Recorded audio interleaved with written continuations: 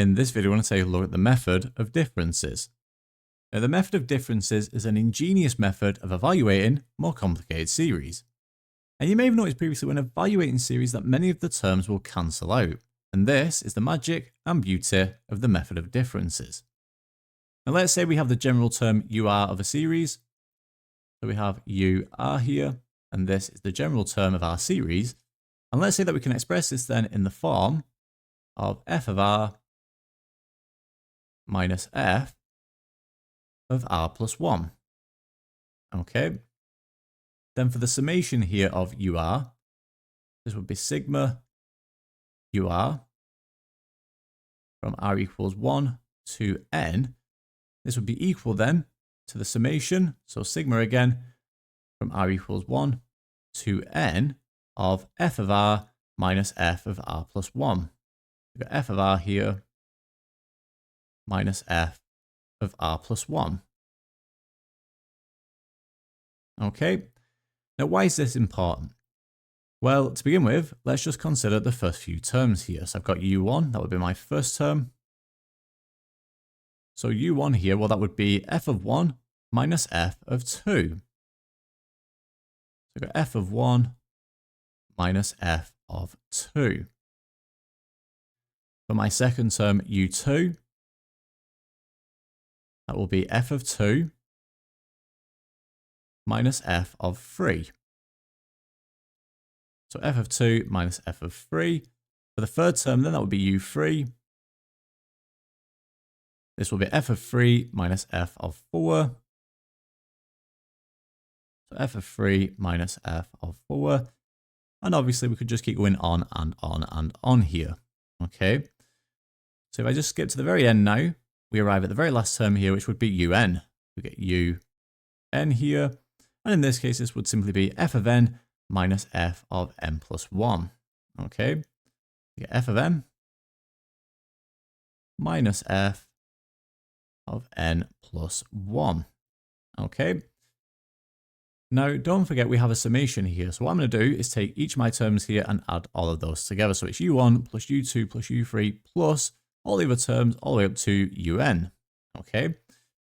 Now, hopefully you can see what's about to happen here because I've got minus f of 2 here. I've got positive f of 2 here. Add those together and they cancel. Same again here with the minus f of 3 and the positive f of 3 here. They cancel. So on and so on. For the f of n here in the last row, this would cancel with the f of n in the row before it like so. And what happens then, or the magic here, is that all the terms except the first and last term will cancel out. So therefore, the summation here of UR from R equals 1 to N is equal to f of 1. Like you can see, the f of 1 is left here, minus the f of n plus 1. So minus f of n plus 1. Okay. Now we do need to be slightly careful because sometimes we may need to adapt the method of differences. So this does depend on the question, but if I just give you one example here, if we have the summation then, so sigma of f of r minus f of r plus 2.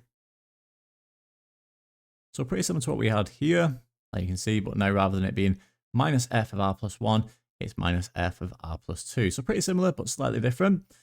In this case then, what we get left with here is f of 1 plus f of 2 minus, we've then got minus f of n plus 1 minus f of n plus 2. Okay. So like you can see then, we might not always get this result here. This does depend on what we're working with. So like I said, sometimes you will need to adapt the method of differences, and that will come with practice as you work through these types of questions. Okay. So that's everything that we need then for the method of differences here. Before we take a look at the practice questions, I will just mention that partial fractions do come up a lot when you're working through questions based on the method of differences. So before we take a look at the questions, do ensure that you are confident with partial fractions. Okay.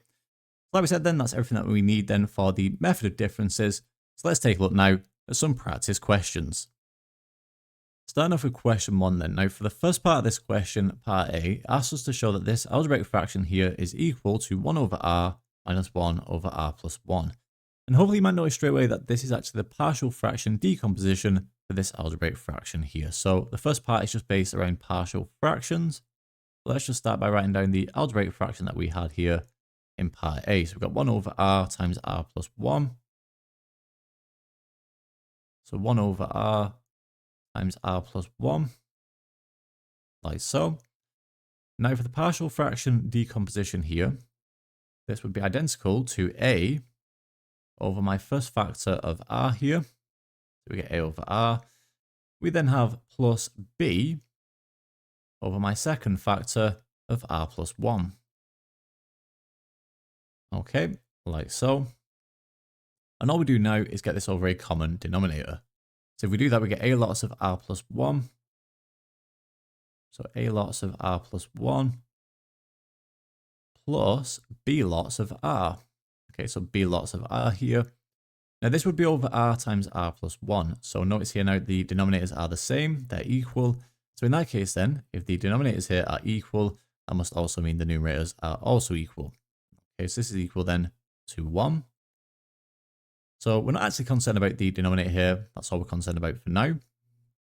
So what we're going to do now is substitute values of r in to eliminate both a and b.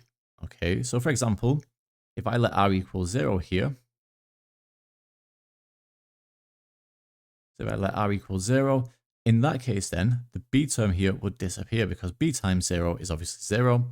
In that case then, we can go on to solve for a. So 0 plus 1 is obviously 1. A times 1 would just give me a. Therefore, in that case, a is going to be equal to 1. Okay, so we find the value of a. We'll now do the same here to find the value of b. In this case, we're going to let r equal. So let r equal, in this case, minus 1. We want to eliminate the a term here. Okay. So we let r equal minus 1 then. So if we do that, we get minus b here. So minus b is equal to 1. And therefore, in that case, then, b is equal to minus 1. Okay. We've done all the hard work then for part A. All we need to do then is just express it in this form here. So therefore, 1 over r times r plus 1 is equal to 1 over r minus 1 over r plus 1.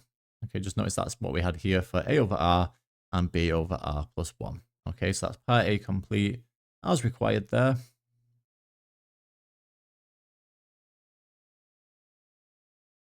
Okay, so that's part A done. Moving on to part B then. So moving on to part B here, it says hence or otherwise show that the summation of 1 over r times r plus 1 from r equals 1 to n is equal to n over n plus 1. Now for part B then, we do now need to use the method of differences. Okay, so kind of like a typical exam style question layout, the first part is based around partial fractions and then part B is actually using the method of differences. Okay, now hopefully you might notice here, for the 1 over r minus 1 over r plus 1, if I let f of r equal 1 over r, like so, then in this case here, what I've actually got is the summation of f of r minus f of r plus 1. Okay, so if I start by writing down the original summation, we've got the summation from r equals 1 to n of 1 over r times r plus 1, like so. Just replacing this then now with the partial fraction decomposition, we have the summation from r equals 1, that's supposed to be an r, believe it or not, r equals 1 to n, now of 1 over r minus 1 over r plus 1. So 1 over r minus 1 over r plus 1. Okay, like so. Now what we do here to begin with is start by finding the first few terms. So if we let r equal 1 here, if we let r equal 1, what do we get? I'm going to get 1 over 1 minus 1 over 2. So we get 1 over 1 minus 1 over 2. Now, don't worry about cancelling anything yet. And don't try and simplify this here. So 1 over 1 minus 1 over 2. Don't simplify that. Just leave it as it is. Okay, so I've got 1 over 1 minus 1 over 2. Let's keep going here. So let r equal 2 then. So we get 1 over 2 minus 1 over 3, like so. Let's keep going here. I'll go to r equals 4 and then I'll skip to the end. Let r equal 3. I get 1 over 3 minus 1 over 4. Like I said, don't worry about cancelling just yet. We'll wait to the very end. Let r equal 4. What I'll get here then is 1 over 4 minus 1 over 5. And then if we just skip ahead here a little bit, and we let r equal n. Okay, so let r equal n. In this case, then what do we get? Well, I'm going to get 1 over n minus 1 over n plus 1. Okay, so we get 1 over n minus 1 over n plus 1. Okay. So this is a summation. So if we now add all these terms together, using the method of differences, we're going to be able to cancel a lot of these terms out. In fact, almost all of the terms will obviously cancel here. So I've got minus 1 over 2, positive 1 over 2, they will cancel, like so. Minus 1 over 3, 1 over 3 here, they'll cancel. Minus 1 over 4, 1 over 4, they will cancel, so on and so on. The 1 over n will cancel with the 1 over n in the row before it. You could do r equals n minus 1 if you want to demonstrate that, but it doesn't really matter. You don't have to show that. And then finally, what I get left with then, final two terms that we get left with is 1 over 1 minus 1 over n plus 1. Okay. So let me just kind of split this off here. Okay, so this is for part B. So now this is equal then to 1 over 1, which is obviously just 1, minus 1 over n plus 1. Like so. So now, obviously we want n over n plus 1. So let's just try and get this over a common denominator, and hopefully we should obtain this required result. So getting the 1 here over a common denominator, we're going to get n plus 1 minus 1 all over n plus 1. Like we said, we get n plus 1 minus 1. This is all over n plus 1. Obviously 1 minus 1, that would just be 0. And therefore what we get then is n over n plus 1. Okay. And there we have it. So that is n over n plus 1 as required. So as required. And that gives us the solution there to question 1. Moving on to the very last question then, question 2, where again we have two parts of this question. So to begin with part A, all I want to do is take this algebraic fraction here and split this into partial fractions. So let's just start by writing down this algebraic fraction here. So this is for part A. So we have 2 all over. So we have r plus 2 times r plus 4. Okay. So if we're going to split this up into partial fractions then, we're going to get a over our first factor here of r plus 2. So we get a over r plus 2. Then we have plus b over our second factor of r plus 4. Okay. Now what we want to do here is get this right hand side over a common denominator. So if we do that here, what we would obtain then is a lots of r plus 4. So we get a lots of r plus 4 plus b lots of r plus 2. So plus b lots of r plus 2. Now this would be over r plus 2 times r plus 4. So notice now the denominators here are the same. So in that case then, the numerators here must also be equal. So in this case, this is equal to 2. Okay. What we want to do now is substitute values of r in to eliminate both a and b. Okay. So for example, if I let r equal minus 2, So if we let r equal -2, what would happen here then? Well, we'd get -2 plus 2, so it would be 0. B times 0 is obviously 0. In that case, we've eliminated b, and then we can go on to solve for a. Okay, so if we do that, obviously, like I said, this term here will disappear. We get -2 plus 4, so that's 2, so we get 2a. So 2a is equal to 2. Therefore, solving for a, we get that a is equal to 1. Nice and straightforward, hopefully. So we obtain a equals 1. We now just need to repeat this here to find the value of b. So obviously in this case, now we're going to let r equal -4, so this bracket here equals 0. So we let r equal -4. So r equals -4. Like we said, this term here will disappear. What we're going to get here then, well, I'm going to get -4 plus 2, so that's -2, so we get -2b. So -2b is equal to 2. And again, nice and straightforward here, just solving for b now. We get that b is equal to -1.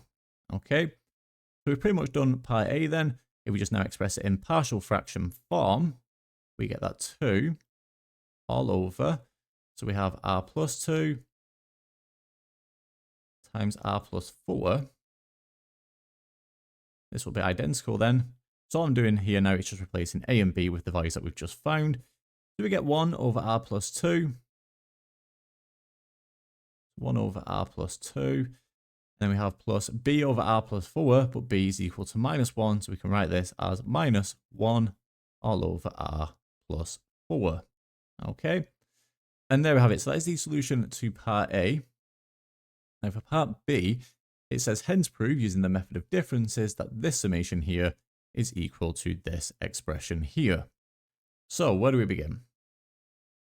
So for part B then, well, the first thing that I notice here is this summation.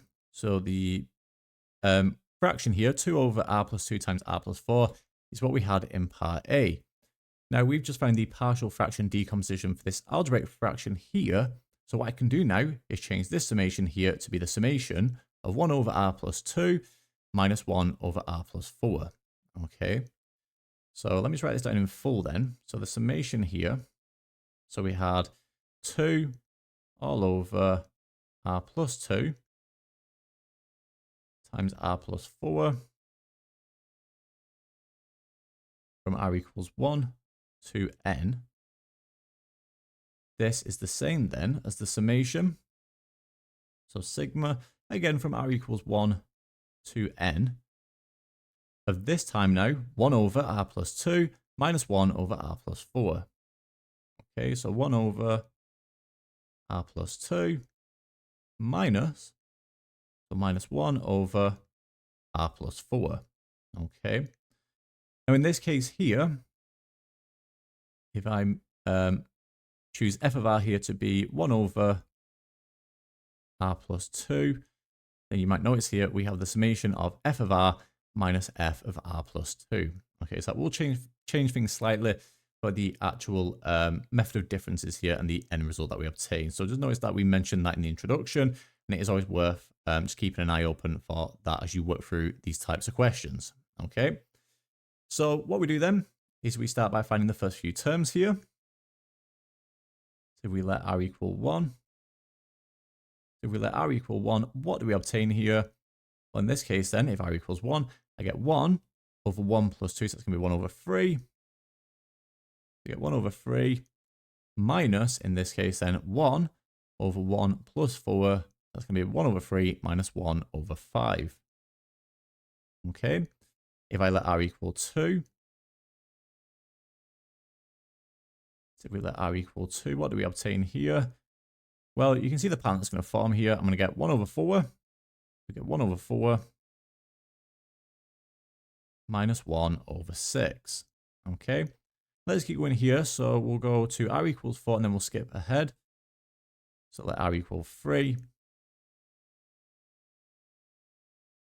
In that case, then we get 1 over 5 minus 1 over 7.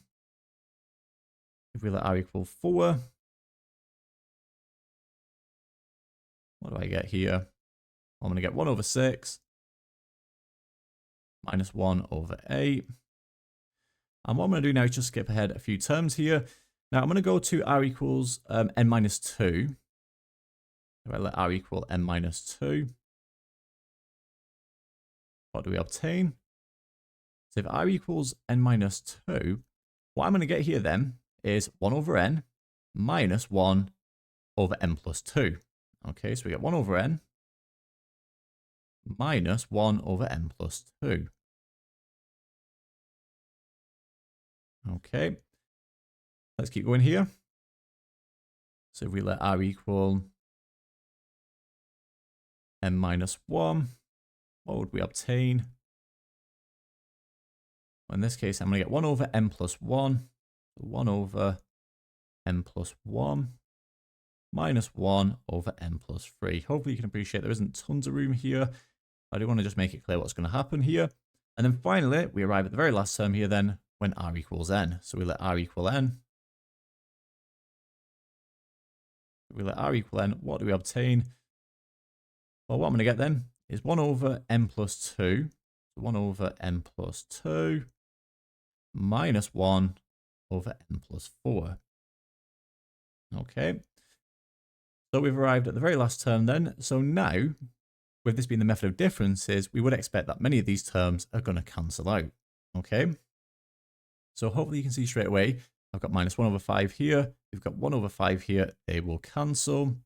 I've got minus 1 over 6 here. I've got positive 1 over 6 here. Again, they will cancel. So on and so on. Okay, so they would keep cancelling. This 1 over n is going to cancel with a couple of rows before it. The minus 1 over n plus 2 here. So minus 1 over n plus 2, that would cancel with this 1 over n plus 2 here. This 1 over n plus 1 that would cancel with the row before it, because if you can, as you can notice here, it goes n plus 2, n plus 3. So the one before it would be 1 over n plus 1, so that would cancel there. So on and so on. So what I get left with here then, so basically, as you can see now, pretty much everything has cancelled, but all I've been left with is 1 over 3, 1 over 4, minus 1 over n plus 3, and minus 1 over n plus 4. Okay, so therefore, this summation then, so therefore, the summation, so this summation then of 2 all over r plus 2 times r plus 4 from r equals 1 to n is equal then, like we said, 1 over 3 plus 1 over 4. 1 over 3 plus 1 over 4. We also have minus 1 over n plus 3. And then finally, minus 1 over n plus 4. Okay. Now, obviously, we need to get this result here. So let's keep going from here. Now, obviously, the first thing that we can do is add these two fractions here together. So 1 over 3 plus 1 over 4. Nice and straightforward. Add those together. We get 7 over 12. We get 7 over 12 minus 1 over n plus 3 minus 1 over n plus 3 minus 1 over n plus 4. Okay. What I'm going to do now is get this all over a common denominator, because that's what we'd expect has happened here. Okay. If we do that then, well, obviously, as we'd expect, and as we can see here, the common denominator will be 12 times n plus 3 times n plus 4. So the first thing that we're going to get here is 7 lots of n plus 3 times n plus 4. So we get 7 lots of n plus 3 times n plus 4. Like so. We then get minus 12 lots here. So minus 12 lots of n plus 4, because that's already over n plus 3. So minus 12 lots of n plus 4. And then finally, we're going to get minus 12 lots of n plus 3, because this is already over n plus 4. Okay, so minus 12 lots of n plus 3. And like we said here, this is now over 12 lots of n plus 3 times n plus 4. Okay, so we put this over our denominator then. We get 12 lots of n plus 3 times n plus 4. Okay. Now we are running out of room here ever so slightly. So what I'm going to do then is I'm just going to clear the top of the screen here to answer the remaining part of part B then. Let's just quickly clear all of this here. Okay, so if we get rid of all this then, we should have just about enough room, I think, to finish this. There we go, pretty much. Okay, there we go. So we have this here then. So if we just basically simplify here, expand the brackets where we have them, I'm going to get 7 lots of these two brackets here expanded. So n plus 3 times n plus 4. N plus 3, n plus 4. So that's going to give me n squared. I'm going to get 4n and 3n, so that's 7n. I'm going to add those together. And then 3 times 4 is 12. So I've now got 7 lots of this here. So I'm going to get 7n squared. So we get 7n squared. I've got 7 lots of 7n, so that's plus 49n. Plus 49n. And then we've got 7 lots of 12 here, so that's going to be plus 84. So that's this part here dealt with. We've then got minus 12 lots of n plus 4. Sorry, let's try that again. So minus 12 lots of n plus 4. So I'm going to get minus 12n. Minus 12n. And then minus 12 times 4, I get minus 48. We're nearly there now. Quite a long question. And then finally, I've got minus 12 lots of n plus 3. So again, I'm going to get minus 12n. We get minus 12n. And then finally, minus 12 lots of 3 here. We get minus 36. Okay. And that is all over my denominator here of 12 lots of n plus 3 times n plus 4. So don't expand this. Keep it as it is. And as you can see here, that's what we want. That's all over 12 lots of n plus 3 times n plus 4, like so. So basically, we just simplify this here. What would we get? Well, I've got 7n squared. I can't do anything with that. I've got 49n. We've then got minus 12n and minus 12n here. So let me just actually start by writing it down. So I've got 7n squared, like we said here. I've got 49n minus 12n minus number 12n. So that's minus 24n. So that gives me plus, what's that, 25n? So 7n squared plus 25n. We've got 84 minus 48 minus 36. Is there anything else there? So 84. So let me just write down everything that we've dealt with. I've got 84 minus 48 minus a 36. So that's going to be 84 minus 84. So that's going to be 0. So I get 7n squared plus 25n. That's going to be all over 12 lots of n plus 3 times n plus 4.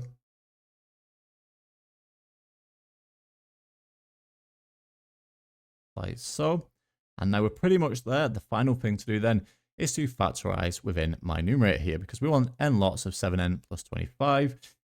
If we do that, we get n lots of 7n plus 25 all over 12 times n plus 3 times n plus 4.